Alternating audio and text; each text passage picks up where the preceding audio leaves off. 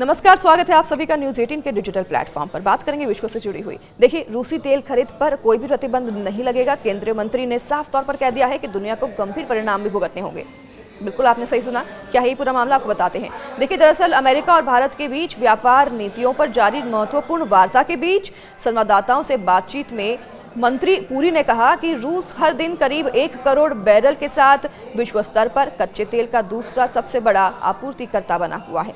केंद्रीय पेट्रोलियम एवं प्राकृतिक गैस मंत्री हरदीप सिंह पुरी ने ये बयान दिया है शुक्रवार को। उन्होंने कहा कि रूस से कच्चे तेल की खरीद पर कोई भी प्रतिबंध नहीं है और आपूर्ति बाधित होने पर दुनिया को गंभीर परिणाम भी भुगतने पड़ सकते हैं। तो ईरान और वेनेजुएला का जो उदाहरण है उन्होंने देते हुए कहा कि भारत ने अंतर्राष्ट्रीय समुदाय के एक जिम्मेदार सदस्य के रूप में हमेशा पाबंदियों का अनुपालन किया है। अमेरिका के भारत पर 25% शुल्क के अलावा रूस से कच्चा तेल एवं हथियार खरीदने पर 25% का अतिरिक्त शुल्क लगाने के संदर्भ में मंत्री ने यह बात कही है। अमेरिका और भारत के बीच, बता दें आपको, व्यापार नीतियों पर जारी महत्वपूर्ण वार्ता के बीच संवाददाताओं से बातचीत में मंत्री पुरी ने यह कहा है कि रूस से हर दिन करीब 1 करोड़ बैरल के साथ विश्व स्तर पर कच्चे तेल का दूसरा सबसे बड़ा आपूर्तिकर्ता बना हुआ है।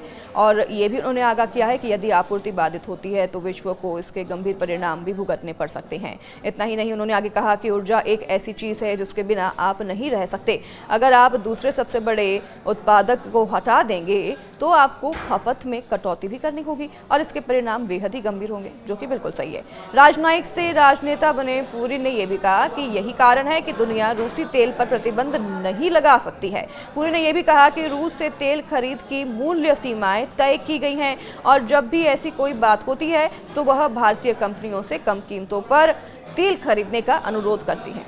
उन्होंने आगे कहा कि तुर्की, जापान और यूरोपीय संघ सहित कई देश रूस से तेल खरीद रहे हैं।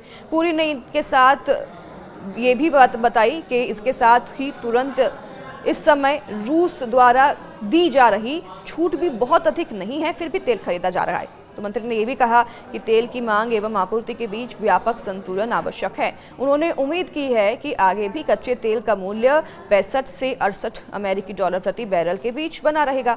तो पुरी ने आगे ये भी कहा कि यह शेल गैस पर जोर देने वाले प्रमुख तेल उत्पादक देश अमेरिका के हित में है कि वह सुनिश्चित करें कि जीवाश्म ईंधन यानी कि कोयला, पेट्रोल की कीमतों में बहुत अधिक गिरावट न आए।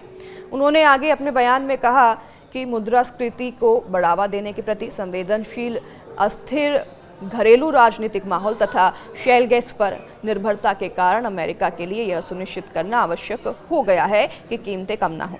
पुरी ने आगे कहा कि सार्वजनिक क्षेत्र की तेल विपणन कंपनियां स्वतंत्र रूप से यह निर्णय लेती है कि वे रिफाइनिंग के लिए किस स्रोत से कच्चा तेल खरीदेंगे। उन्होंने आगे कहा कि इन कंपनियों के पास पेशेवर प्रबंधन और निवेशक मंडल भी हैं। दरअसल भारत और अमेरिका के बीच इस हफ्ते व्यापार समझौते को लेकर बातचीत हुई। ये बातचीत 22 से 24 सितंबर तक वॉशिंगटन में हुई थी। भारत ने इन बैठकों की रचनात्मक भी बताया है और हालांकि यह साफ हो गया है कि अमेरिका के साथ डील का रास्ता रूस के तेल से होकर ही गुजरेगा।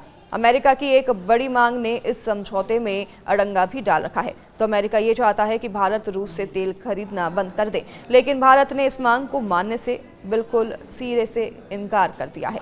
अमेरिका ने साफ कहा है कि रूस के मुद्दे को सुलझाना भारत के टैरिफ कम करने और व्यापार समझौते करने के लिए बहुत ज़रूरी है।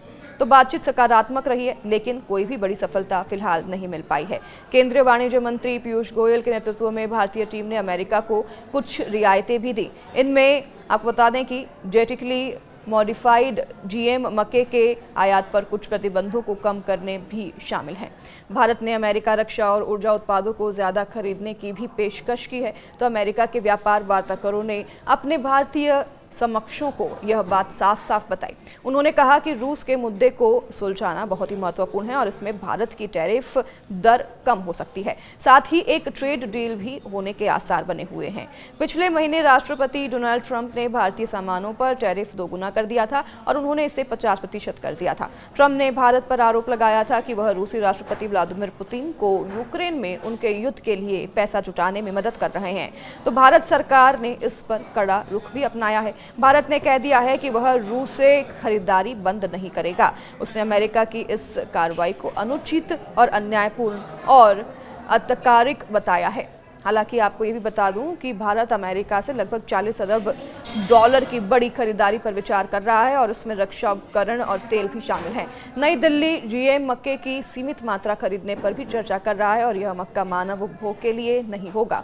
इसके अलावा गैर मुख्य डेयरी उत्पादों को भी खरीदने पर बात चल रही है। यह उत्पाद भारत में नहीं बनते हैं और इस गतिरोध के कारण व्यापार समझौते की संभावनाएं अनिश्चित बनी हुई है। हालांकि पिछले हफ्ते बातचीत फिर से शुरू होने के बाद कुछ उम्मीद जगी थी। ट्रंप और प्रधानमंत्री नरेंद्र मोदी के बीच भी फोन पर बात हुई थी, लेकिन अमेरिका के राष्ट्रपति की ओर से H-1B वीजा पर हालिया एक्शन ने बातचीत को और भी जटिल बना दिया है। ये नियम भारतीय नागरिकों को असामान्य रूप से प्रभावित भी करेंगे। तो अधिकारियों ने अमेरिका को यह भी बताया है कि रूसी तेल आयात में कोई भी बड़ी कमी तभी संभव होगी जब वॉशिंगटन भारत को ईरान और वेनेजुएला जैसे प्रतिबंधित सप्लायर्स से कच्चा तेल खरीदने की अनुमति देगा।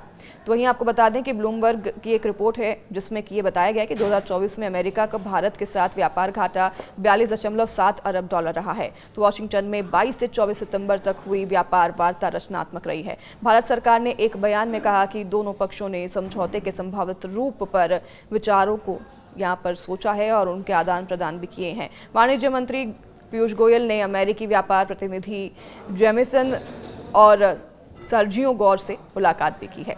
सर्जियो गौर से भारत में राजदूत के लिए ट्रंप के नामित भी व्यक्ति हैं जो कि बातचीत कर रहे हैं और मंत्री ने अपनी यात्रा के दौरान भारतीय व्यवसायों और निवेशकों से भी मुलाकात की। इन सभी बातों के बावजूद रूस से तेल खरीद का मुद्दा एक बड़ा बाधा बना हुआ है। जब तक इस मुद्दे का कोई भी समाधान नहीं निकलता तब तक भारत और अमेरिका के बीच व्यापार समझौते पर अंतिम मुहर लगना काफ़ी मुश्किल लग रहा है। दोनों देशों के बीच बातचीत फिलहाल हालांकि जारी है, लेकिन फिलहाल कोई भी ठोस नतीजा नहीं निकला है।